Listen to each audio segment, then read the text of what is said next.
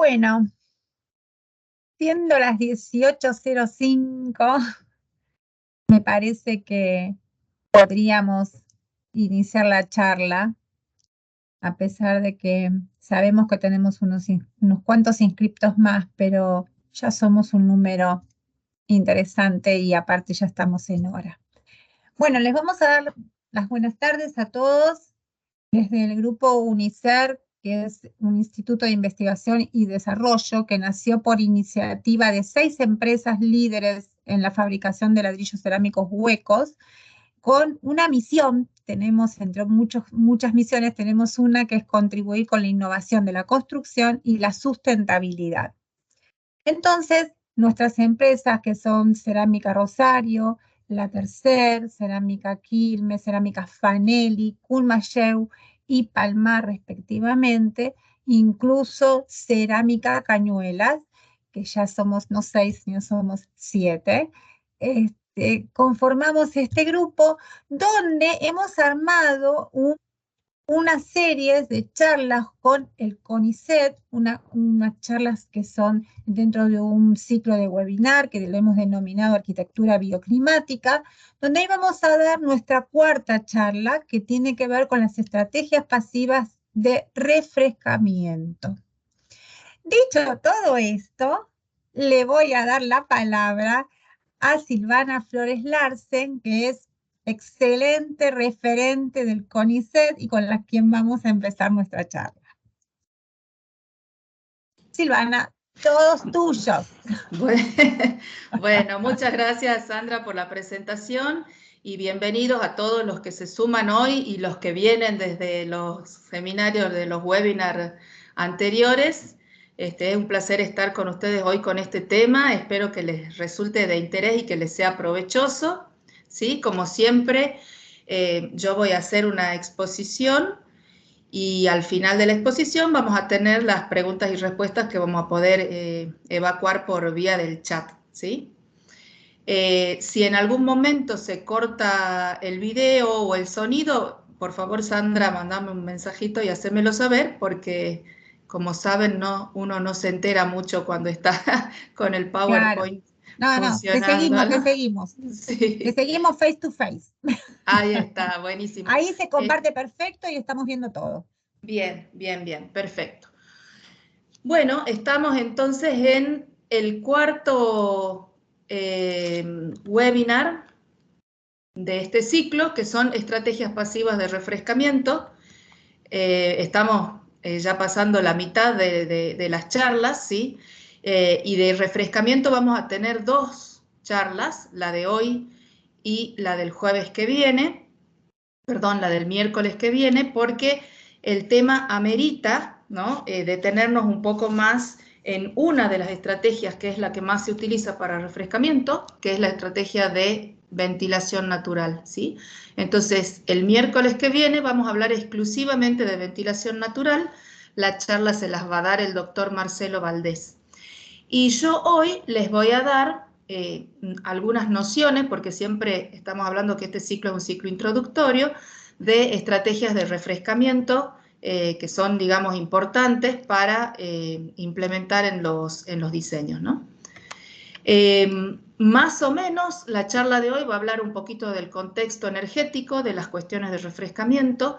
Vamos a hacer una descripción de las principales estrategias, ¿sí? Como por ejemplo aislación, sombreado, uso de masa térmica, vidriado, un poquitito de fachadas verdes, un poquitito de intercambiadores tierra-aire, que lo incluí porque en el webinar pasado alguien consultó y me pareció interesante demostrárselos hoy, y algún ejemplo de un edificio bioclimático diseñado para la provincia de La Pampa, ¿sí? En donde se integran no solamente las estrategias de refrigeración, sino las que vimos en el webinar anterior, que son las estrategias de calefacción. Entonces me pareció interesante mostrarles cómo se combinan las estrategias de invierno con las estrategias de verano.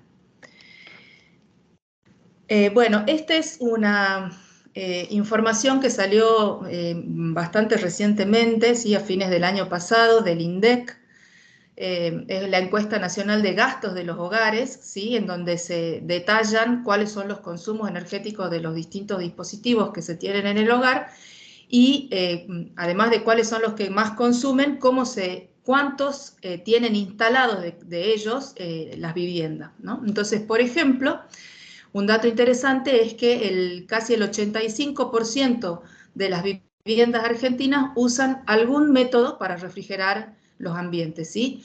Algún método puede ser desde un ventilador hasta un aire acondicionado, ¿sí?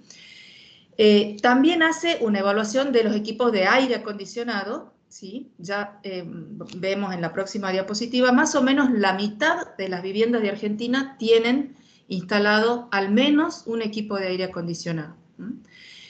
Obviamente esto tiene, digamos, connotaciones también socioeconómicas. Los hogares de menos recursos tienen menor acceso a estos equipos y los de mayor recurso, mayor acceso. Por ejemplo, en los sectores de menores ingresos tenemos un 18% de viviendas con aire, mientras que en los de mayor poder adquisitivo casi un 62%, ¿sí? O sea, hay una distribución dispar de estos equipos por cuestiones de económicas, de acceso a la energía, etcétera, de consumo eléctrico, que también hacen que todo lo que son las estrategias que nosotros vamos a ver hoy de refrescamiento sean particularmente útiles cuando diseñamos, por ejemplo, la vivienda social, ¿no? Porque son los lugares en donde más impactan las condiciones climáticas, ¿no? Por deficiencias en la aislación térmica del envolvente y todas estas cosas que hemos estado hablando en estos días.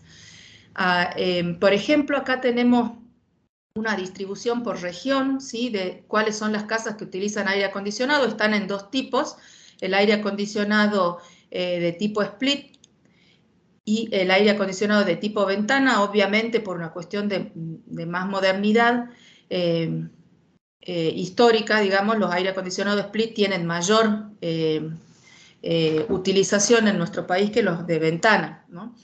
Por ejemplo, la región que más equipos tiene instalado es la región metropolitana de Buenos Aires con un 47% y la que menos tiene, la Patagonia con un 10%, obviamente por las cuestiones climáticas en donde no se requiere tanta refrigeración, ¿sí?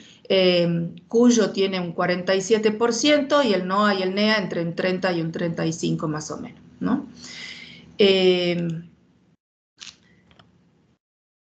Bueno, y entonces ahora vamos a lo que nos interesa a nosotros, que son las cuestiones energéticas, ¿sí? ¿Por qué vemos las cuestiones energéticas? Porque si nosotros tenemos idea de cuánto consume un aire acondicionado, podemos saber cuánto nos vamos a ahorrar con las distintas estrategias que vamos a ver a continuación, ¿sí? Entonces, los aires acondicionados consumen, de acuerdo a su potencia, más o menos entre 1 y 1,6, ¿sí? kilowatt por hora, ¿sí? Estos gráficos de Rosa de los Vientos los habíamos visto cuando vimos las estrategias de calefacción y es una forma que hemos encontrado en el laboratorio de mostrar cuál es la cantidad de energía que entra por ventanas, ¿sí? Por ventanas al norte, al sur, al este y al oeste. Y les había comentado yo que lo tienen hecho para varias capitales de provincia de la Argentina. Por ejemplo, yo acá extraje Buenos Aires, Corrientes y Córdoba, ¿sí? Nos centremos en Buenos Aires. Entonces, por ejemplo, una ventana al norte de vidrio simple deja entrar 1,6 kilovatios hora en cada metro cuadrado de aventanamiento, ¿sí? Si nosotros comparamos este 1,6 con el valor de consumo del aire acondicionado, significa que en diciembre una ventana al norte me ingresa tanto calor que un aire acondicionado va a tener que estar andando aproximadamente 1 hora y media, ¿sí? Para evacuar el calor que entra por cada metro cuadrado de ventana al norte, ¿sí? Si miramos los valores, al sur es más o menos lo mismo, 1,5, y al este y al oeste tenemos casi 3 kilovatios hora, ¿sí? Eso significa prácticamente 3 horas de aire acondicionado funcionando exclusivamente para extraer el calor que entra por la ventana, ¿no? Si quieren ver para otras provincias, aquí abajo está el link de donde se puede descargar el librito de dimensionamiento de masa térmica en donde están todos estos gráficos, ¿sí? Entonces, ¿qué quiero decir con esto? Que una de las principales variables con las que nosotros vamos a trabajar para reducir la carga de refrescamiento va a ser la radiación solar, ¿sí? Entonces, todo lo que sea sombreado, todo lo que sea leros, todo lo que me impida que esa radiación ingrese en los interiores, va a ser altamente beneficioso para reducir los consumos. Bueno, aquí en este cuadrito tenemos cuánto consumen aires entre 2.000 y 3.000 frigorías, que era lo que yo les decía, más o menos entre 1 y 1.6 kilovatios hora, ¿no? Entonces, en 30 días, suponiendo que lo utilicemos 8 horas por día aproximadamente, estamos alrededor de entre 270 y 380 kilovatios hora de consumo, ¿sí? Cuando nosotros miramos qué es lo que pasa en las viviendas con sus consumos eléctricos, por ejemplo, este es un estudio que hicimos con la arquitecta Serena Filipín en Santa Rosa, encontramos lo siguiente, que los consumos para refrigerar son de 127 más o menos, ¿no? Esto es vivienda social. Entonces, si comparamos este 127 con estos valores que están acá, ¿sí? Nos estamos dando cuenta que es mucho más bajo el consumo real que estas 8 horas de uso que tenemos acá. O sea, las viviendas están consumiendo bastante menos aire acondicionado. Y las simulaciones que nosotros hicimos para estas viviendas nos muestran que este valor de consumo es el 47% de lo que se necesitaría para tener una temperatura interior de 25 grados, ¿sí? O sea, la mitad más o menos de lo que se necesitaría para alcanzar 25 grados. Conclusión, las viviendas están sobrecalentando la mayor parte del día, ¿sí? Están teniendo temperaturas bastante por encima de los 25 grados. ¿Por qué es eso? De nuevo, por cuestiones económicas, porque, bueno, se apaga el aire cuando o se aguanta un poquito más las altas temperaturas y ese tipo de cosas, ¿no? Entonces, como les decía, todo lo que sean estrategias que me ayuden a disminuir este consumo eléctrico van a ser más que bien recibidas por todo este rubro, digamos, de las viviendas.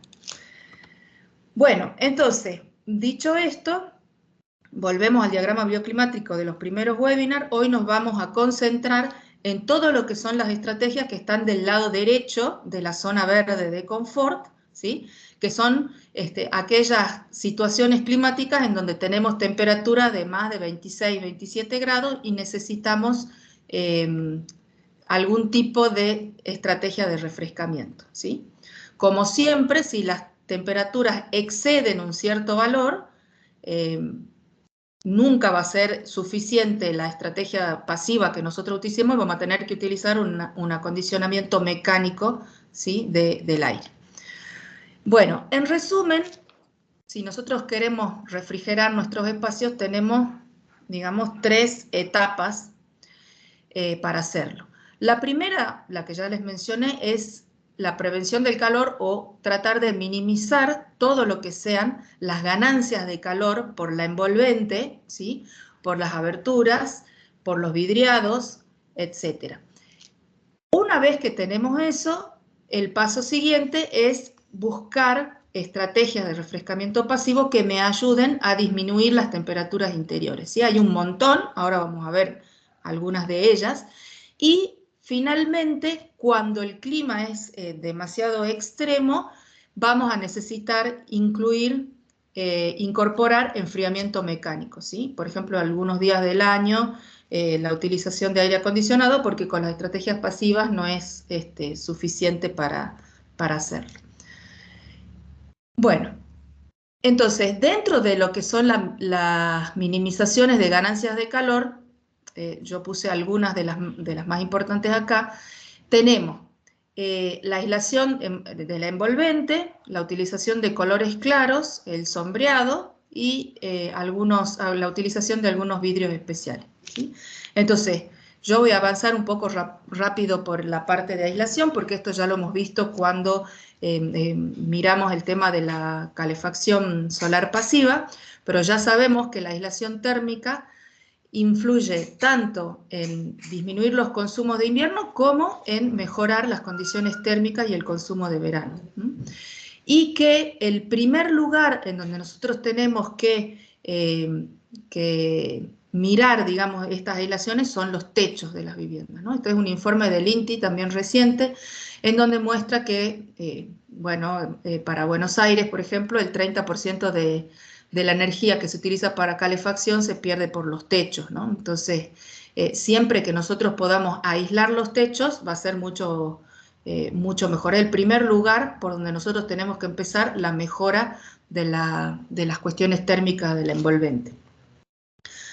Muchas veces se pregunta a uno cuánto es la aislación óptima que se necesitaría, digamos, para incluir en techo. Eso está un poco regulado por las normas IRAM, ¿sí? De acuerdo al nivel de confort que uno quiera en la vivienda. Entonces tenemos el C, que es el menos restrictivo, el B y el A, y de acuerdo a eso uno puede ir seleccionando los espesores de aislación, ¿no? Pero yo les sugiero que en general no se utilicen menos de 10 centímetros al menos de aislación térmica y un poco más si estamos en la Patagonia, ¿no? Bueno, además de la aislación en techo, después tenemos la aislación del envolvente involucra la aislación o la mejora de la transferencia de calor en los vidriados, que ya sabemos que la estrategia, digamos, o la tecnología más utilizada son los dobles vidriados herméticos, y la rehabilitación del envolvente, que sería el último paso, digamos, que consiste en incluir aislación térmica ya en la envolvente vertical, en las paredes. La segunda cuestión, para los que no estuvieron también en la charla anterior y lo repasamos, es el tema de los colores. La vez pasada habíamos hablado un poco de distintos colores, desde el negro hasta el blanco, ¿sí? Hoy vamos a hablar exclusivamente del color que más favorece las estrategias de refrigeración, que son los colores claros, ¿sí?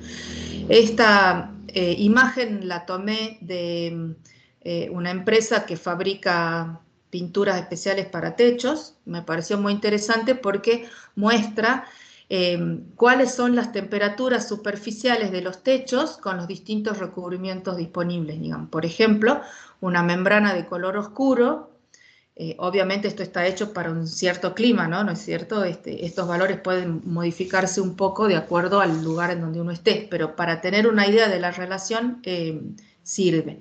Entonces, por ejemplo, para un color oscuro, 78 grados, para una membrana que tiene ya aluminio, 67, o sea, se disminuye bastante la temperatura superficial, para una membrana pintada con color blanco 42, y después la empresa tiene una pintura especial ultra reflectiva 39 grados, ¿sí? Entonces nosotros podemos ir disminuyendo la temperatura superficial, lo cual nos va a favorecer después la transferencia de calor hacia el espacio interior, ¿sí? Mientras más fresca o menos temperatura tenga la superficie, menor va a ser el ingreso de calor hacia adentro, ¿sí? Y esto que vale para los techos, también vale, como hemos visto el webinar pasado, para los muros exteriores, ¿sí? Entonces el color claro es un aliado muy importante para las estrategias de refrescamiento. Por esa razón es que en algunas ciudades se está utilizando mucho este concepto de techo frío. El techo frío es un techo pintado de color claro que lo que hace es reflejar la luz solar e impedir, digamos, que se sobrecalienten las superficies de los techos y con eso aumente el consumo de refrigeración, ¿sí? Este es el caso de edificios en Nueva York. Esto no tiene beneficios solamente a nivel edilicio, o sea, del edificio en particular, sino también a nivel urbano, porque al no sobrecalentarse esta superficie no se favorece el efecto de isla de calor, y entonces los ambientes, el microclima de la ciudad puede ser un poquito más fresco, ¿sí? En esto trabaja mucho la gente de Mendoza, ¿no? Que tiene estudios muy interesantes respecto de las distintas estrategias que se pueden aplicar a nivel urbano para bajar las temperaturas de las ciudades, ¿sí? Desde la vegetación hasta la utilización de este tipo de colores o de estrategias. Bueno, la tercera cuestión es el tema del sombreado. ¿sí? Y esto me parece que es lo más sencillo de implementar en los diseños y por ahí muchas veces lo menos pensado o calculado, porque uno a veces, no sé, por ejemplo, diseña un parasol y no siempre verifica si efectivamente ese parasol está cubriendo el ingreso de radiación solar en la orientación en que lo estoy poniendo y para la situación de verano, que es cuando yo lo necesito, ¿sí? En los dos primeros webinars, donde ustedes vieron el Soft Climate Consultant, Marcos les mostró cómo se podía hacer para diseñar estos parasoles o estudiar si algún elemento como un árbol o un edificio o alguna superficie que estaba fuera de la vivienda sombreaba, ¿no?, los aventanamientos de esa vivienda. Así que bueno, esas herramientas son muy útiles para hacer estos diseños. Tenemos dentro de lo que son las protecciones de ventana, digamos, las protecciones que hacemos con aleros, ¿sí?, o con pérgolas, como esta de aquí, que recuerden, si estamos tratando de que sea bioclimático, en invierno tiene que, si ponemos una enredadera, por ejemplo, ser una enredadera caduca que pierda las hojas y deje pasar la radiación solar, ¿sí? Y en verano que se cubra de forma tal que no ingrese la radiación solar, ¿sí? Lo mismo pasa si utilizamos vegetación, ya sea una fachada verde o un árbol o una enredadera, ¿sí? Intentar que en invierno el sol sí ingrese por los aventanamientos, ¿sí? Obviamente de esto tenemos infinitas variaciones de nuestros diseños. Acá yo solamente puse algunas, pero hay un montón, ¿no? Tenemos desde los parasoles horizontales que son fijos, como este que está acá, ¿sí?, hasta bueno, este tipo de estrategias o de tecnologías de sombreado que son completas y que dejan pasar una cierta cantidad de radiación que se puede ir regulando de acuerdo a cómo sea la abertura de los agujeritos de las placas estas, por ejemplo. En este caso, sombreadores horizontales fijos, y también tenemos, por supuesto, los que son móviles, ¿no?, que pueden ser, por ejemplo, en este caso, parasoles verticales que se retraen o se colocan en los casos que sea necesario. Siempre que tengamos orientaciones este y oeste, convienen los parasoles verticales porque el movimiento del sol es más, el sol está más acostado, ¿sí? Entonces un alero horizontal no me cubriría en las horas de la mañana, que el sol está abajo en el horizonte, el ingreso de radiación. En cambio, los parasoles verticales sí lo harían. Bueno, después tenemos el tema de las fachadas verdes, que su principal función, además de que es muy decorativa, es el disminuir la cantidad de radiación solar que incide sobre el muro, ¿no? De fachadas verdes hay también infinidad de diseños diferentes de acuerdo a si son como esta de acá, que se le llaman jardines verticales, o son enredaderas que están separadas de la fachada. Sí, por ejemplo, acá tenemos una clasificación de los tipos de sistemas verdes o de enverdecimiento vertical, que diferencia, digamos, entre las fachadas verdes y las paredes, lo que llamamos las paredes vivas, ¿no? Por ejemplo, las fachadas verdes en general están separadas de la fachada en sí, ¿sí?, como en este ejemplo, en donde tenemos las macetas y un espacio entre donde está la planta y el muro, ¿sí?, que en general se suele hacer de forma tal que pueda pasar un jardinero, recortar, limpiar, sacar hojas, etcétera, ¿sí?, que es un sistema que no afecta, digamos, o que no modifica la fachada en sí, ¿no? Porque, por ejemplo, si pusiéramos enredaderas sobre el muro, muchas veces termina dañándolo, se va metiendo entre los intersticios, ¿no? Entonces, este sistema de doble fachada verde es bastante interesante. Y después tenemos los que llamamos paredes vivas o jardines verticales, que ya están, digamos, como pegados, ¿sí?, en la fachada, y necesita un sustrato, ¿sí?, un sustrato que también es vertical, sobre el cual crecen las plantas, ¿no? Y por supuesto, también un sistema de riego, que en general suele ser automático, que permita, digamos, mantener con vida a las plantas, ¿sí?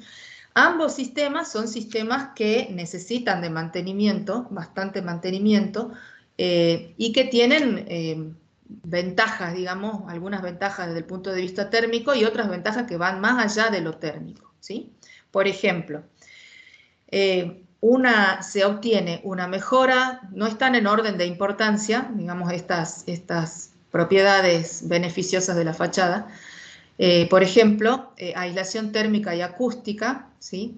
Que es muy importante en los ambientes urbanos. Por supuesto, el tema del sombreado, creo que es la estrategia o la función más importante que tiene la fachada verde es la de sombrear, ¿sí? También es cierto que las plantas, como son seres vivos que autorregulan su temperatura, las temperaturas de las hojas, tienen, si su sistema biológico tienen incluida o incorporada la evaporación y la transpiración de las hojas, entonces hay un efecto pequeño alrededor de la fachada de una disminución de la temperatura del aire, ¿sí?, alrededor de esa fachada. Disminuye la temperatura y aumenta un poquito la humedad porque recibe esa evaporación, digamos, de las plantas. Pero no es tan significativo este efecto en el ambiente interior como es el efecto de sombreado que produce la planta, ¿sí? También porque, digamos, las plantas absorben el CO2 y devuelven el oxígeno, se mejora la calidad del aire alrededor del edificio, ¿sí? Y hay cuestiones económicas relacionadas con la venta del edificio que al tener este tipo de estrategias los hace más atractivos desde el punto de vista de la sustentabilidad y entonces tienen una mejor venta, ¿no? Bueno, y les quería traer unos cálculos que hicimos nosotros respecto de cuál sería la eficiencia de poner este tipo de fachadas verdes en una vivienda, ¿sí?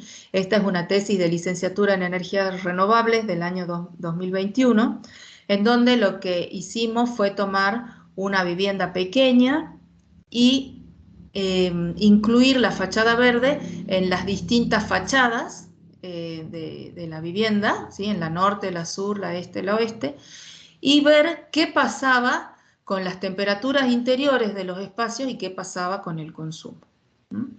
Entonces la selección fue una enredadera del tipo parra de la Virgen, que es bastante utilizado, digamos, y que crece con bastante facilidad en distintos climas. Nuestra propuesta no fue, como en este caso, sobre el muro, sino con una fachada despegada de la pared, en donde se hace crecer esta enredadera. Y estudiamos su efecto para esta vivienda que les mostré, para 3 climas que a nosotros nos parecen interesantes, que tenemos en la provincia de Salta, uno para Salta capital, otro para Cafayate, que está en los valles calchaquíes y que es mucho más soleado, y soleado y seco, y para Tartagal, que está en el norte de la provincia, que es un clima muy caluroso y húmedo, ¿sí? Y probamos las distintas posibilidades, digamos, de orientación de esa vivienda. Simplemente yo les voy a mostrar los resultados de lo que obtuvimos. Todas estas simulaciones se hicieron con simulación transitoria, digamos, para todo el año, y después fuimos tomando los periodos de verano, que eran los que nos interesaban a nosotros. Entonces, para esta enredadera, suponiendo que la enredadera está bien regada y crecida, los cálculos muestran que se disminuye la radiación solar que incide en el muro entre alrededor de un 65 a un 67%, ¿sí? Esta reducción es bastante interesante y lo que produce es que al incidir menos radiación ya en la fachada misma, no levante temperaturas tan altas, ¿sí? Entonces, calculamos las temperaturas de las superficies de los muros, calculamos las temperaturas dentro del aire, dentro de la vivienda, y calculamos cuánta energía se necesita extraer a los espacios con un aire acondicionado, ¿sí? Y lo que encontramos en general es que para las temperaturas superficiales se disminuye entre 8 y 10 grados la temperatura, digamos, del muro, lo cual es bastante importante, sobre todo si el muro no está aislado, ¿sí? Porque cuando el muro no está aislado es cuando más se ve afectado por las condiciones exteriores, ¿no? Si el muro tuviera aislación térmica, por ejemplo, entonces el efecto de la fachada verde es mucho menor que cuando no está aislado, ¿no? Entonces, bueno, como nosotros estábamos trabajando con vivienda social, supusimos que los muros no estaban aislados y el resultado es ese, entre 8 y 10 grados de temperatura superficial. Esa disminución de temperatura superficial produce dentro de la vivienda una disminución de la temperatura de aproximadamente 1 grado centígrado, ¿sí? Y una disminución del consumo promedio de 3 kilovatios por día. ¿Sí? Uno puede pensar que la disminución de 1 grado es poquito, pero en realidad lo que hay que pensar es que esto es un promedio a lo largo del día, ¿no? Entonces, es probable que en algunas horas del día, por ejemplo, a la tarde, ¿no? Que es cuando en general hay mayores temperaturas, la disminución es mayor, ¿sí? Y en otras horas la disminución es menor. Pero en general, más o menos, es de alrededor de 1 grado centígrado la disminución. Y la disminución del consumo promedio de 3 kilovatios, si volvemos a recordar lo que les dije en las primeras diapositivas, que un aire acondicionado consume más o menos 1 kilovatio hora, ¿sí? Son aproximadamente 3 horas de aire acondicionado, ¿sí? O sea, no es tan poco lo que se consume. Bueno, esta segunda experiencia, muy, muy cortito se las voy a mostrar, ahora no es una vivienda, sino un edificio de una universidad en Brasil, de un tesista que estudió qué pasaría si se pusiera la fachada verde en las zonas opacas de este edificio. Él monitoreó este edificio con sensores, ¿sí? Y después hizo una simulación térmica de cuál sería el impacto de esa fachada verde, ¿sí? Este edificio está en Belo Horizonte, en una zona de la ciudad bastante arbolada, que vemos aquí.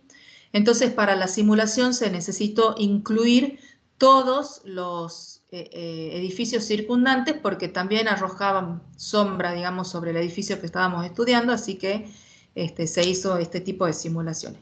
¿Y qué se obtuvo como resultado? Fíjense que tenemos 1, 2, 3, 4 pisos, ¿sí? Silvana, perdóname, Sí, con qué software hicieron?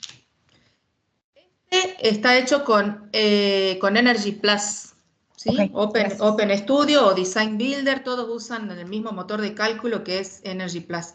Y el anterior que Gracias. les mostré de vivienda social se hizo con CIMEDIF. ¿Mm? Perfecto, gracias. De nada. Entonces, ¿y qué se obtuvo? Fíjense que son dos software distintos, ¿no? Pero más o menos los resultados son bastante parecidos. Reducción promedio de 1 grado de la temperatura media interior en los 3 pisos, ¿no? En el segundo, tercero y cuarto piso. O sea que podemos concluir que más o menos las fachadas verdes me están disminuyendo en alrededor de 1 grado centígrado la temperatura interior. Bueno, y ahora vamos a hablar un poquitito de los vidrios, los vidriados, ¿sí? El webinar pasado habíamos mostrado, digamos, algunas propiedades de los vidrios, cuánta radiación dejaba pasar en invierno y que nos interesaba colectar mucha radiación. Y ahora los vamos a ver desde el punto de vista opuesto, o sea, los vidriados que nosotros buscamos para reducir el ingreso de radiación, ¿sí? Entre esos vidriados, los más recomendables son los que se llaman de control solar, ¿sí? O espejos de calor, que hay algunos que son vidriados que ya vienen de fábrica de ese tipo y recientemente aparecieron films que se pueden colocar en los vidriados que producen el mismo efecto, ¿sí? En particular, 3M tiene un film de control solar que lo tiene que instalar, digamos, personas que estén capacitadas para eso, para que no queden mal instalados, con burbujitas, esas cosas, ¿sí? Y lo que hacen esos films es reflejar el calor que viene del exterior, ¿no? Y acá, bueno, hay algunos, yo extraje solamente, después si al que le interese puede entrar en la página y mirar los coeficientes de reducción de calor solar, que son los que nos interesan a nosotros, estos de aquí, ¿sí? Entonces, por ejemplo, para un vidrio simple, claro, tenemos reducciones de la ganancia solar de entre el 54% y el 38%, de acuerdo al color que uno elige, al espesor, al tipo de film, etc. ¿Sí? Entonces, con esto se puede reducir bastante la cantidad de sol que ingresa y con un buen sistema de sombreado, digamos, mucho mejor, ¿no? Estas estrategias en general van todas juntas, no es que una sola es suficiente, ¿no? En general es un pool de estrategias que uno tiene que utilizar para poder minimizar, ¿no?, las ganancias de calor. Bueno, y otra cuestión con el tema de los vidriados que no quería dejar de mencionar, porque los edificios con mucho vidrio están, digamos, muy en auge y muy de moda, y son grandes áreas vidriadas por las cuales ingresa realmente mucha radiación solar, ¿no? Entonces hay que tener cuidado con los sobrecalentamientos, sobre todo en verano, aunque también en invierno se pueden producir sobrecalentamientos.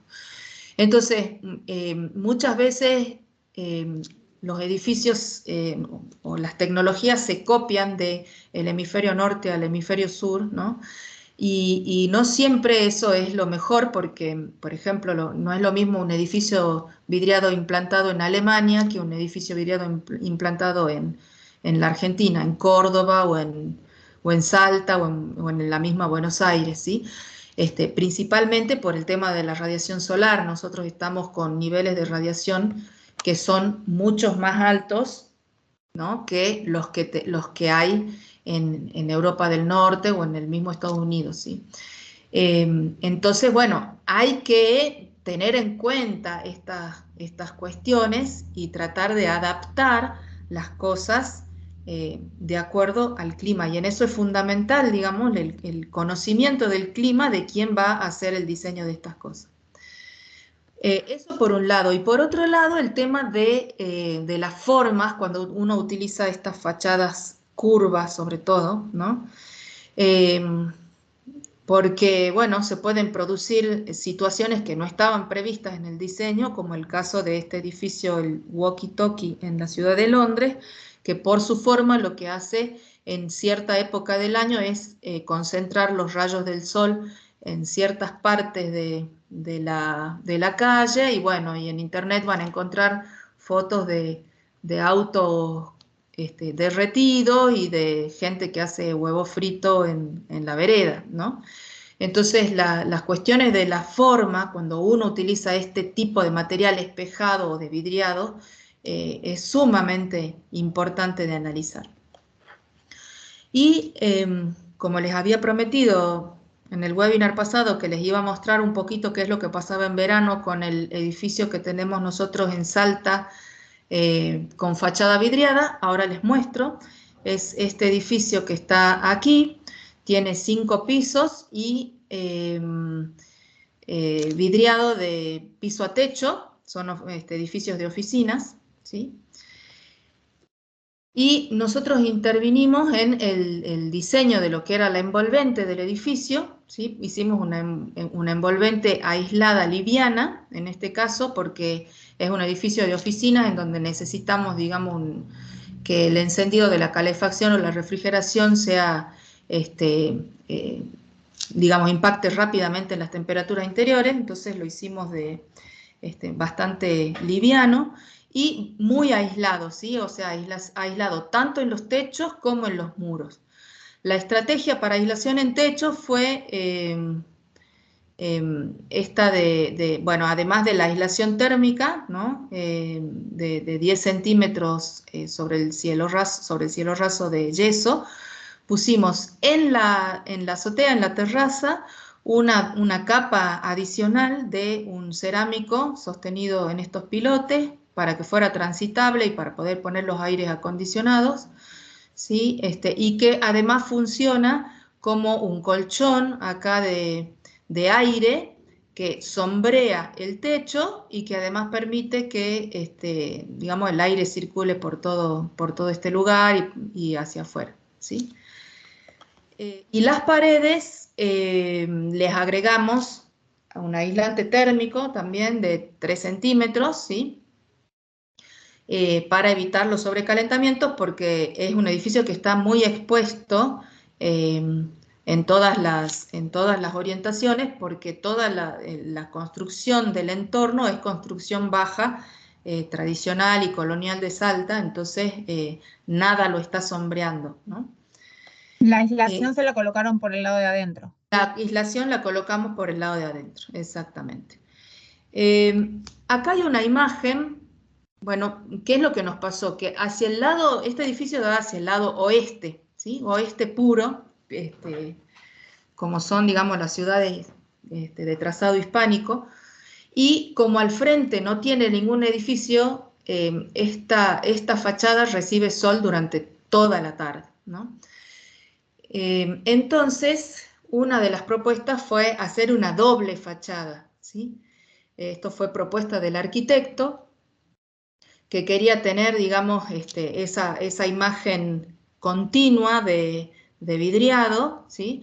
Y entonces propuso hacer esta doble fachada con la idea de que funcionara como una especie de chimenea térmica, ¿sí? Las dobles fachadas,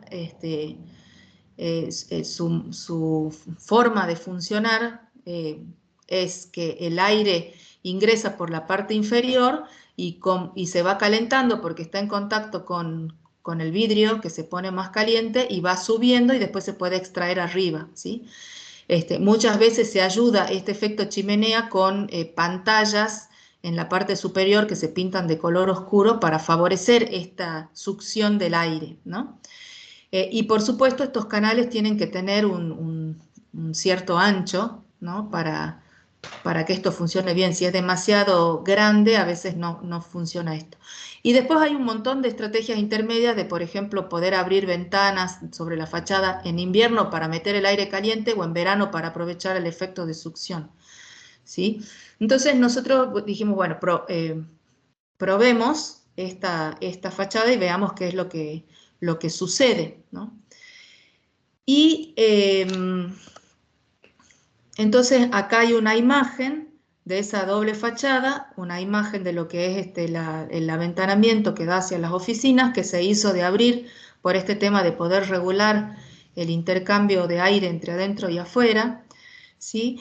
Y para disminuir la cantidad de calor o de radiación que entra al espacio interior, esta fachada se le puso un serigrafiado, ¿sí? Un serigrafiado bastante cerradito, que lo que hace es disminuir aproximadamente un 65 a 70% de la radiación que atraviesa este primer vidrio, ¿sí?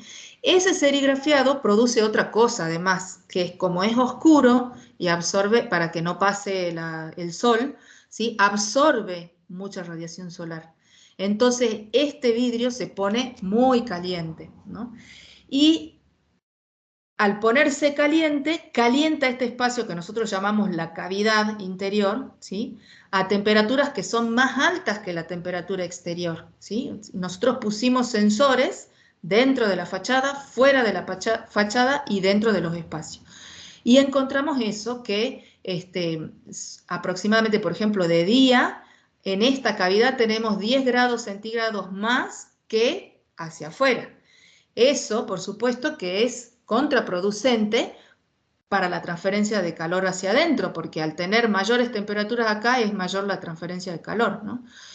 Entonces, bueno, para minimizar un poco este problema, lo que se hizo fue hacer una buena selección de los vidrios, estos que están acá, de las ventanas, que se usó doble vidriado hermético, un poquito coloreados, ¿sí? Y con una lámina reflectiva, ¿sí? Del tipo espejo de calor. Entonces, este vidrio de la fachada que se calienta y emite calor, emite radiación infrarroja de onda larga, ¿sí? Ese calor que emite el vidrio, cuando llega al vidriado de la oficina, se refleja en esa lámina, ¿sí? Y una buena parte, y no ingresa entonces tanto calor hacia el exterior. Entonces, esta fue la estrategia que utilizamos para el lado oeste. Para la contrafachada, que da hacia el este, que también es, como hemos visto, digamos, un lugar, una orientación que recibe mucha radiación, utilizamos fachadas verdes, o sea, intercaladas, ¿no? No todo de fachada verde, sino por partes. Al final se murieron, digamos, todas estas plantitas porque no funcionó, digamos, el sistema de riego y bueno, y ahora se están reinstalando todas las plantas. Bueno, y entonces, ¿qué pasó? Les quería mostrar qué pasó con las medidas, ¿no? Por ejemplo, la curva, o sea, cada una de estas curvas es un día, ¿no? Acá estamos más o menos entre el 12 de octubre y el 19 de octubre, ¿sí? Entonces, en cada día tenemos la curva con rayitas azules, la temperatura exterior. Vamos a tomar un solo día para no complicarlos tanto. Por ejemplo, este día, ¿sí? O este. Entonces, por ejemplo, acá tenemos temperaturas exteriores que estuvieron cerca de los 28 grados de máxima, ¿sí? La cavidad es la curva en rojo, ¿sí? Estuvo más o menos en 35 grados de máxima, ¿sí? Entonces, bastante más caliente que la temperatura exterior. Fíjense que esto pasa absolutamente para todos los días, ¿no? Y hay algunos días en donde hay incluso más. Por ejemplo, acá el salto térmico es bastante grande. Durante la noche, la cavidad, como no recibe radiación solar, se va enfriando, ¿no? Entonces quedan más o menos a la temperatura ambiente exterior. Pero sí, durante el día es mucho más calurosa. ¿Y qué pasó en la oficina? Nosotros tomamos la oficina del tercer piso, o sea, una oficina intermedia, ni la de más arriba ni la de más abajo. La oficina del tercer piso es esta línea de puntos verdes que tenemos acá, que fíjense que oscila más o menos entre unos 22, 23 grados a unos 25 y medio por ahí, ¿sí? Entonces tiene temperaturas bastante más bajas durante las horas de ocupación, ¿sí? Durante las horas de la mañana, que es esta parte, temperaturas bastante más bajas que el exterior y obviamente que la cavidad, ¿sí? Entonces, eso significa que el vidriado está funcionando bastante bien, porque estas medidas nosotros las hicimos cuando el edificio estaba vacío, ¿sí? Antes de que fueran los ocupantes y sin aire acondicionado, ¿sí? O sea que prácticamente no se requiere demasiado aire acondicionado, por más que las temperaturas exteriores superan en algunos casos los 30 grados, ¿sí? Eso se debe a esta buena selección de los vidriados. Bueno, y continuando con el cuadrito que estábamos viendo nosotros, una vez que hemos minimizado todas las ganancias de calor, ahora sí vamos a las estrategias que son específicamente para bajar la temperatura, para refrigerar, ¿sí? Hay un montón, yo no me alcanza, digamos, en una hora de charla para mostrarlas a todas. Hemos separado la ventilación natural para el webinar que viene y ahora vamos a ver solamente algunas de estas estrategias que son las que me parecieron más interesantes, ¿sí? Bueno, entonces les voy a mostrar ahora, ¿qué hora es? Sí, estamos justo. Les voy a mostrar el caso de un edificio bioclimático que diseñó la doctora arquitecta Celina Filipín, ¿sí? Para La Pampa. Ella es, digamos, una de las arquitectas que más diseños bioclimáticos de distinto tipo me parece que tiene en su haber y tiene mucha experiencia con un montón de cuestiones relacionadas con las estrategias, ha realizado medidas, etc.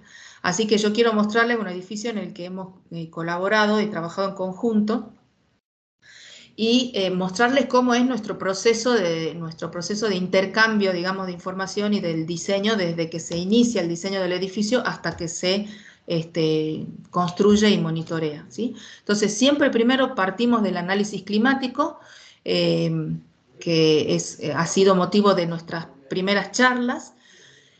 Una vez que tenemos determinadas cuáles son las mejores estrategias o las que vamos a utilizar, se pasa a hacer el diseño del edificio en sí mismo. Eso, por supuesto, lo hace el conjunto de arquitectos. Yo, como soy física, me quedo calladita, digamos, en ese momento, y aporto cuando ellos ya tienen un prediseño de su edificio. Entonces lo ponemos en software de cálculo, en este caso, por ejemplo, Energy Plus, ¿sí? Y empezamos a sacar resultados de cómo se va a comportar a lo largo del año, cuáles van a ser sus temperaturas interiores, cuáles van a ser los consumos, y empezamos a probar distintas posibilidades o cambios que se pueden hacer en el edificio hasta que logramos optimizar o llegamos, digamos, a un diseño que nos satisfaga todo, ¿sí? Esos cambios van desde la orientación del edificio, los tamaños de las áreas vidriadas, los espesores de las aislaciones, los colores de la envolvente, los sistemas de ventilación, ¿sí? Todo eso se puede simular en estos soft, y nosotros vamos comparando una simulación con otra hasta que encontramos, bueno, cuál es la que satisface desde el punto de vista económico y desde el punto de vista térmico, ¿sí? Entonces, una vez que se tiene ese diseño, lo que se hace es construirlo. Por supuesto que acá tiene que haber todo un acompañamiento en el control, sobre todo, por ejemplo, de que se coloquen bien las aislaciones térmicas, que suele ser un problema, ¿sí? Para asegurarnos que no haya, digamos, defectos demasiado grandes desde el punto de vista de la instalación o constructivo. Una vez que ese edificio está construido y finalizado, lo que hacemos es monitorearlo.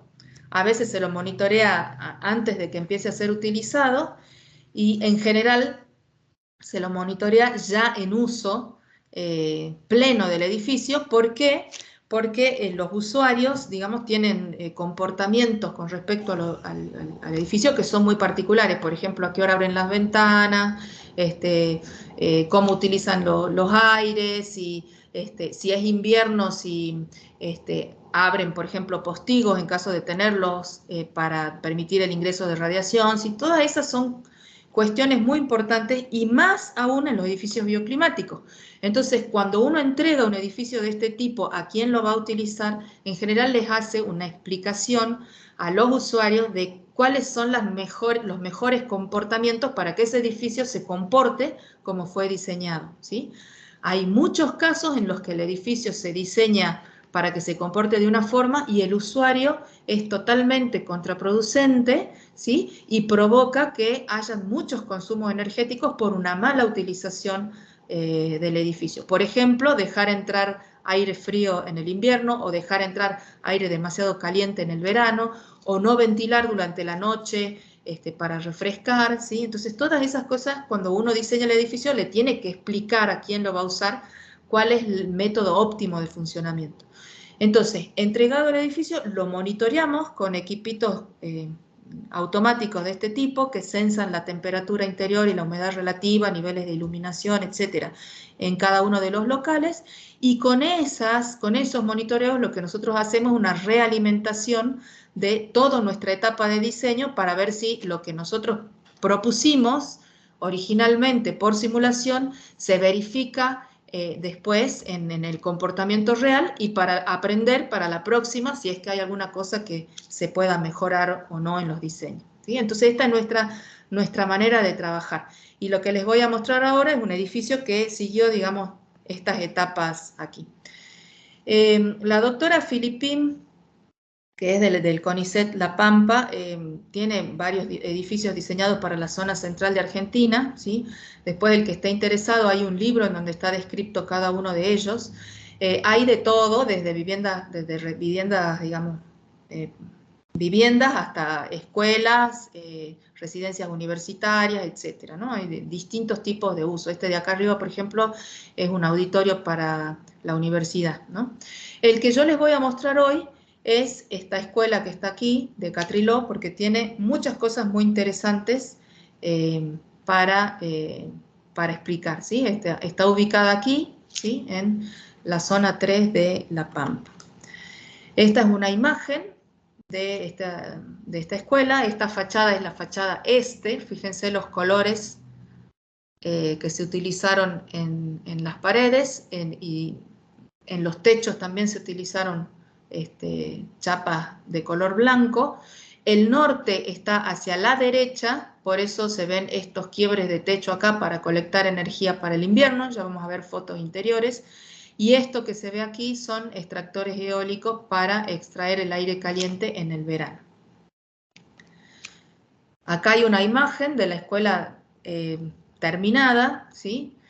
Esto que se ve aquí es la fachada norte, una fachada con mucho aventanamiento para permitir captar la radiación solar y con salientes para protección, ¿sí? Esto que se ve aquí arriba son los cortes, digamos, para permitir el ingreso de sol en la parte de atrás del edificio, que es la parte sur, donde no llega tanta radiación solar. Esto que se ve acá es un invernadero adosado, ¿sí? Que utilizan los alumnos para prácticas de biología y que además se diseñó térmicamente para calefaccionar la parte de atrás del edificio. Y esto que se ve hacia la izquierda es un salón de recursos pedagógicos, digamos, donde se juntan los chicos, y esto que está en blanco son colectores solares de aire para calefacción, que ahora les muestro imágenes más de cerca de cómo es su funcionamiento. Aquí vemos, digamos, una foto más cercana de lo que es la fachada norte, ¿sí? Con la ganancia directa hacia los espacios interiores. Este que está acá son los colectores de aire, que en este caso, como la foto fue tomada en verano, están cubiertos con una tela de tipo blackout para evitar que incluso la radiación difusa que se puede reflejar del entorno caliente estos colectores y haya, digamos, ingreso de calor no deseado hacia el interior, ¿sí? Aquí está la foto de los colectores con la persiana subida para el caso de invierno, ¿sí? Fíjense que acá de vuelta tenemos, como en los casos que vimos en el webinar pasado, una combinación de ganancia directa por ventana y ganancia indirecta a través de los colectores de aire. Estos colectores no son muros trombe, aunque parecen, ¿no? No son muros acumuladores, sino que son una construcción liviana de vidrio, un espacio de aire y una chapa pintada de color oscuro y atrás un aislante térmico, ¿sí? Entonces, del lado de atrás tiene rendijas por donde entra el aire por la parte inferior, pasa entre el vidrio y la chapa, se calienta y sale por rendijas en la parte superior, ¿sí? Acá hay una imagen de cómo se ve ese elemento, digamos, del lado de adentro, ¿no? Las rendijas están aquí arriba y aquí abajo. Entonces, toma aire del ambiente, se calienta y lo devuelve al ambiente. Bueno, y acá un poquito cuáles son las estrategias aplicadas en esta escuela. En primer lugar, o por orden de la foto, mejor dicho, se utiliza doble puerta en el hall de acceso para hacer una especie de colchón térmico, ¿sí? Sobre todo para el caso del invierno. Es una zona, digamos, con invierno bastante riguroso, entonces la doble puerta evita que haya demasiado flujo de aire o corriente de aire entre el espacio interior y el exterior, ¿sí? Bueno, acá tenemos una imagen del colector de aire, que en el caso del colector derecho se lo aprovecha como pizarrón, ¿sí? Tiene acá la terminación en verde. Acá, en general, en todas las fotos vamos a ver que los espacios están muy conectados entre sí. Y eso se debe a que se busca que se distribuya el aire caliente, principalmente en el invierno, entre todas las zonas para que no hayan esas diferencias de temperatura que habíamos dicho que eran, digamos, que provocaban disconfort, ¿no? ¿Se acuerdan que en el webinar pasado habíamos dicho que había que colectar radiación y que había que acumularla y que había que distribuirla entre los espacios? Bueno, entonces para distribuirla los espacios son bastante abiertos, todos tienen alguna forma de conectarse con los pasillos, por ejemplo, a través de ventanas, ¿sí? O con incluso ventanas entre laboratorio y pasillo, ¿sí? De forma tal de poder ir regulando el flujo de aire entre un lugar y otro. Entonces, cuando uno está muy caliente, ese aire caliente poder migrarlo hacia otros espacios, ¿sí? Acá hay una imagen del invernadero adosado más de cerca, y acá hay una imagen de los quiebres de techo que además sirven como para iluminación natural, ¿no? de los espacios, de los pasillos, por ejemplo. En la envolvente, lo que se hizo fue utilizar aislación térmica. Acá se ve, fue en este caso poliestireno expandido, ¿sí? Y se tuvo mucho cuidado con el tema de llegar con la aislación térmica, sobre todo en las aberturas, puertas y ventanas, hasta donde llega el marco, ¿sí? Porque muchas veces esto es complicado de ejecutar en obra, ¿no? Esto de que la aislación térmica no tenga huecos por donde después se pierda calor, ¿no? Y en los techos, es un techo de losa, en el cual también se puso aislación térmica, es esta que se ve acá, una aislación térmica horizontal, ¿sí? Y lo que sí se tuvo mucho cuidado es de que hubiera un encuentro entre esta aislación horizontal y esta aislación vertical, que es la que viene del muro, ¿sí? De forma tal que no hubieran puentes térmicos que me favorezcan, digamos, las pérdidas de calor. Y finalmente, además de todas estas cuestiones, se probó, porque en el momento que se lo construyó, digamos, como suelen ser estas cosas, aparece la posibilidad de, bueno, probemos un intercambiador tierra-aire, y dijimos, bueno, probemos con el poquito de plata que había, y se construyó un conducto enterrado, ¿sí? Que tiene su entrada fuera del edificio y tiene como unos 29 metros de largo, y que sirve para tomar aire de afuera en el verano, enfriarlo en su paso por la tierra y refrigerar un laboratorio que está ubicado aquí, ¿sí? Habíamos tenido una experiencia previa en la Universidad de La Pampa con un conducto enterrado que había sido corto.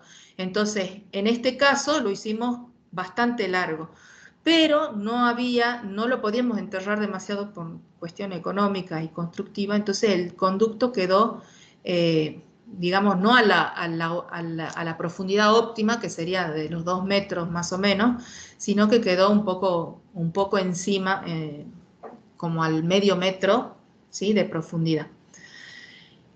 Bueno, y lo que les quiero contar es cómo funcionó eso. Acá hay una imagen de la toma, ¿sí? de aire del conducto, ¿sí? Y acá hay una imagen de cómo se diseñó la salida de aire del conducto, que por cuestiones de poder cerrar y abrir para manejar o regular el flujo de aire, se le pusieron estas puertitas, ¿sí? De forma tal que si uno no quiere que entre aire por acá, directamente la cierra. Todo esto se conduce por ventilación natural, o sea, no tiene ventiladores, extractores, absolutamente nada. Entonces, como la ventilación natural no produce flujos demasiado grandes, para ayudar a que fluya el aire por acá, se ponen extractores eólicos en el techo del laboratorio, de forma tal que favorezca, ¿no? El ingreso del aire del exterior. Ahí está una imagen del extractor. Bueno, y esto es el resultado. No se asusten con las curvas, vamos a tomar un día. De vuelta acá, cada curva es un día, ¿no? Entonces, por ejemplo, este día de acá, esta curva que va más arriba es la temperatura ambiente exterior, ¿sí? Que llegó a las horas de la siesta o de la tarde a unos 34 grados centígrados, ¿sí? Esta que sigue es la temperatura en la boca de salida del conducto, ¿sí? del extractor eólico, en unos 30 grados. Esto está 4,5 metros encima del suelo, ¿sí? O sea, fíjense, 34 grados el exterior, a 30 grados sale el aire por el extractor eólico. Esta que está acá es la temperatura a 2 metros sobre el suelo, que sería bastante parecida a la temperatura que se percibe, digamos, que percibe una persona que está en ese lugar, ¿sí? Estamos más o menos en los 27 grados, ¿sí? Y que haya diferencia entre los dos, entre lo que medimos a 2 metros y lo que medimos a 4,5 es razonable, porque el aire caliente siempre se estratifica y en la parte de arriba siempre suele estar mucho más caliente, ¿no? Entonces por eso acá tenemos 27 grados y acá tenemos 30 o 31. Y esta última curva que está abajo es la temperatura del aire, ¿sí? A la salida del conducto enterrado. Entonces, en esa puertita que vimos nosotros. Entonces el aire ahí está saliendo más o menos a 24 o 25 grados. Si yo tengo el espacio interior a 26, 27, significa que está saliendo un poquito más fresco, ¿sí? De lo que está el espacio. O sea, que está haciendo algún aporte a la refrigeración de ese espacio, ¿sí? Nosotros hicimos los cálculos de cuánto es ese aporte y aproximadamente con este diseño corresponde a una potencia de unos 400 vatios, ¿sí? Si comparamos con un aire acondicionado es, no sé, 4 veces menos probablemente que un aire acondicionado, pero esto prácticamente no tiene consumo. Y como les decía, si nosotros hubiéramos podido enterrar a más profundidad este conducto, seguramente esta temperatura hubiera estado incluso un poco más abajo, ¿no? Y por otra parte, también es cierto que cuando uno utiliza ventilación natural en este tipo de conductos, la velocidad del aire es bastante baja, ¿no? Y entonces a veces conviene ayudarla un poquitito con algún ventilador mecánico de bajo consumo que permita que circule un poco más de aire, ¿no? por el conducto para entregar un mayor caudal al espacio que yo quiero refrigerar. Bueno, después les consultamos a las personas que utilizan o que están en estos espacios y dijeron que, digamos, palabras más o menos textuales, que se siente una brisa agradable, ¿no? Un poquito más fresca que viene de los conductos. Ahora, la otra cuestión que hay que tener cuidado con los conductos es el tema de que si el aire es húmedo, puede producirse la formación de hongos o de bacterias en las paredes del conducto, ¿no? Y eso atenta, digamos, contra toda salubridad que uno intente, digamos, aunque intente evitarlo, muchas veces eso es imposible, ¿no? Entonces, muchas veces se construyen de materiales plásticos para que no absorban tanta humedad y con una cierta inclinación de forma tal que si hay alguna condensación de humedad en las paredes del conducto, esa agua, digamos, se pueda retirar en el extremo del conducto y no se favorezca de estos microorganismos, ¿no? Entonces, es una cosa, digamos, que requiere de bastante diseño para llevarlo adelante razonablemente bien, ¿no? Por un lado. Y por otro lado, que estos conductos tienen que funcionar tanto en invierno como en verano, porque tiene que haber un balance de la cantidad de calor que uno le ingresa al suelo, porque, a ver, el conducto para enfriar ese aire en el verano, lo que pasa es que el calor del aire termina pasando a la tierra que rodea ese conducto. Entonces se empieza como a recalentar el entorno del conducto y llega un momento en que no se hace tan eficiente porque está mucho más caliente que al inicio por ejemplo, del periodo de verano. Entonces, ese calor después se tiene que poder disipar, ¿no? En el invierno y entonces tiene que haber un balance entre invierno y verano. No es que siempre van a funcionar perfecto, porque si no, el problema puede ser que al verano siguiente y al que sigue cada vez empiece a funcionar con menor eficiencia, ¿no? El conducto. Pero bueno, como había algunas consultas respecto de este tema, me pareció interesante mostrárselos. Finalmente, esta escuela se midieron sus consumos tanto de calefacción, bueno, refrigeración no demasiado porque no tiene aires acondicionados, ¿sí? Se la comparó, se la contrastó contra el consumo de una escuela similar en un clima similar también en La Pampa, pero de construcción convencional, ¿sí? Y lo que se encontró es que la escuela bioclimática ahorra aproximadamente un 50% de energía para mantener sus ambientes confortables respecto de una escuela de construcción convencional, ¿sí? Cosas parecidas pasaron en otras experiencias también. Bueno, y finalmente acá, solo para mostrar cuál fue el monitoreo de verano, ¿sí? De las aulas de esta escuela. La línea en color azul son las temperaturas exteriores en un periodo bastante caluroso, más de 36 o 37 grados de temperatura, ¿sí? Y la línea roja es la temperatura en las aulas, ¿no? Fíjense que aunque las temperaturas exteriores superaron ampliamente los 30 grados en todo este periodo, que son como 15 días, nunca se llegó a superar los 27 grados de temperatura en el interior de las aulas, ¿no? Eso es una muestra de que todo lo que es protección solar, todo lo que es aislación térmica, estuvo funcionando bien, ¿sí? Bueno, y nuestra conclusión, la conclusión de la doctora Filipín, que es la que hace los estudios económicos y de todos estos temas de la mayoría de los edificios diseñados, es que todos esos edificios que yo le mostré en la diapositiva anterior, viviendas, escuelas, auditorios, etcétera, el sobrecosto, en general, el sobrecosto del sistema de solarización, o sea, ponerle colectores o ponerle los intercambiadores o lo que fuera, fue menor al 10%, ¿no? Del costo total de la obra, y entonces eso impacta directamente en un menor consumo de energía y en un menor costo de operación.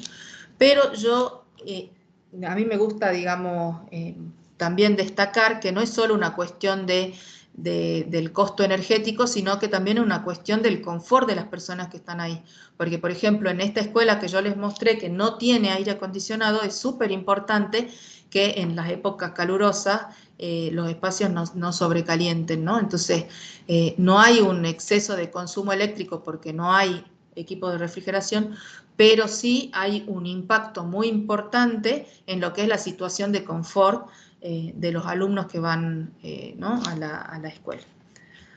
Así que espero haber cubierto sus expectativas con las cosas que les mostré. Cualquier duda que tengan, ahí está mi mail si necesitan más información o quieren que les pase algún dato adicional a lo que hablamos, y quedamos para las preguntas. ¿Alguna pregunta? Sí.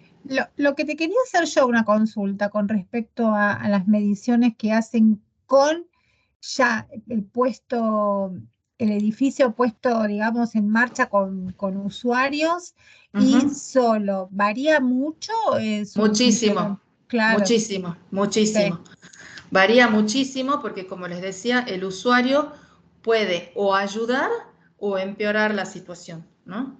claro. Entonces, nosotros siempre, como les digo, a veces, por ejemplo, en estas escuelas, como muchas veces cambian los ordenanzas, la gente de mantenimiento, que son los encargados de abrir, cerrar y operar el edificio, se les hace un manual o una hojita, un librito, en donde se les explica por qué es importante que hagan ciertas cosas, por ejemplo, ventilar de noche, ¿no? Siempre ventilar de noche para evacuar el calor, ¿no?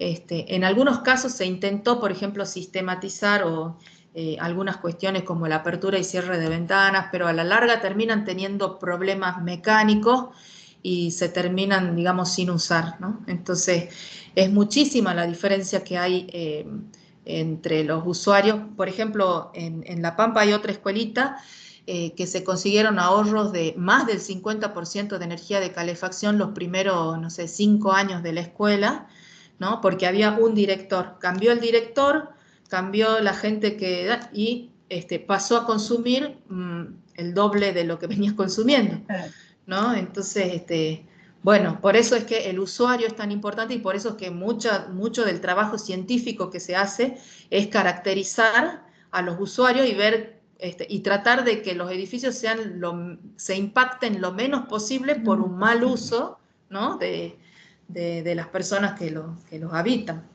Claro. Sí. O sea que si realmente la estrategia, porque por un lado va la estrategia y por otro lado la materialización. Yo creo que la previa, que es realmente el análisis estratégico de cómo va a ser ese diseño, es fundamental. Es fundamental. Ahí es Sí. donde vos encontrás que las estrategias te cambian muchas veces, porque después la materialización, por supuesto, van a acompañar, ¿no? Es como vos dijiste, esto es un pool de cuestiones, pero lo cierto es que yo creo que el análisis estratégico de cómo va a ser la implementación, cómo es la zona bioclimática, cómo van a ser los usos, flujos de gente, flujos de usos cotidianos, en temperaturas, en épocas y demás, me parece que eso es el gran puntapié inicial, tanto en Claro, esta charla como en la anterior. claro, O sea, exactamente, claro, exactamente. Es está bien. así.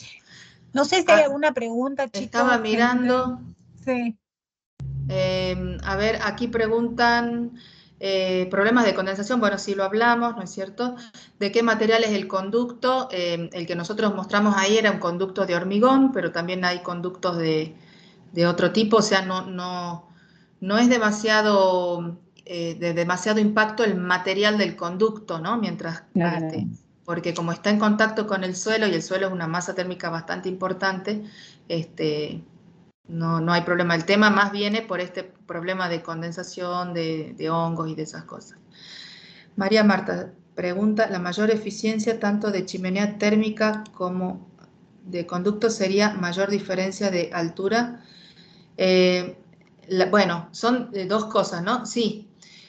La chimenea térmica funciona con el efecto de stack, digamos, o sea, de el aire caliente que sube hacia arriba, ¿no? Y entonces mientras más arriba está, más es el efecto de succión, porque tenés más diferencia de altura, ¿sí?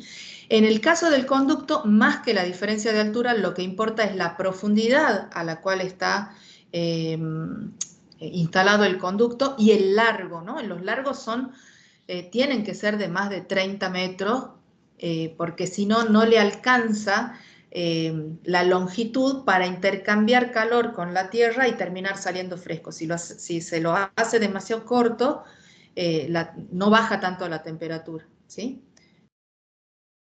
Sí, exactamente, el largo es por la masa térmica de la tierra.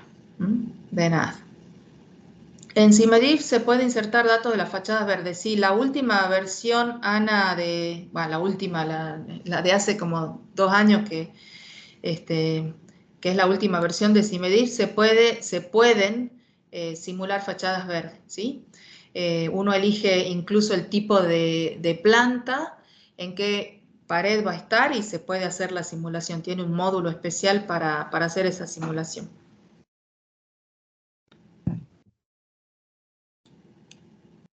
Bueno, perfecto. Bueno, nosotros le pasamos, como siempre, a la parroquial. Estamos editando todas las charlas, ya las vamos a colgar en el canal de YouTube, el canal de YouTube de UNICER, para que todos la puedan ver y así las puedan refrescar. Y volvemos a reiterarles que quienes participen de todo el ciclo de webinar, vamos a enviarles un certificado bueno, de permanencia, de haber participado, de haber estado con nosotros compartiendo todo este tiempo, que la verdad que es súper interesante. Si no hay, a ver, los PPs pueden suministrarlos. Están preguntando si los PowerPoint los podemos mandar. Sí, Ahí sí, sí, sí, los sí, sí. podemos mandar. Entonces, bueno, vamos a ver de qué manera hacemos llegar todo esto a la gente de técnica y demás. Le mandaremos para que quienes se inscriban les podamos haber enviado las charlas, los PowerPoint en realidad, ¿no? Ujú. Bueno, hasta acá llega nuestro amor por hoy, Sí. y que nos veremos el miércoles que viene, si Dios quiere. Para ventilarnos el miércoles que viene. Exacto, exacto.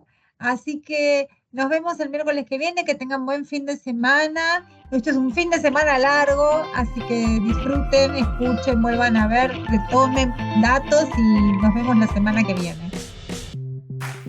Adiós. Adiós.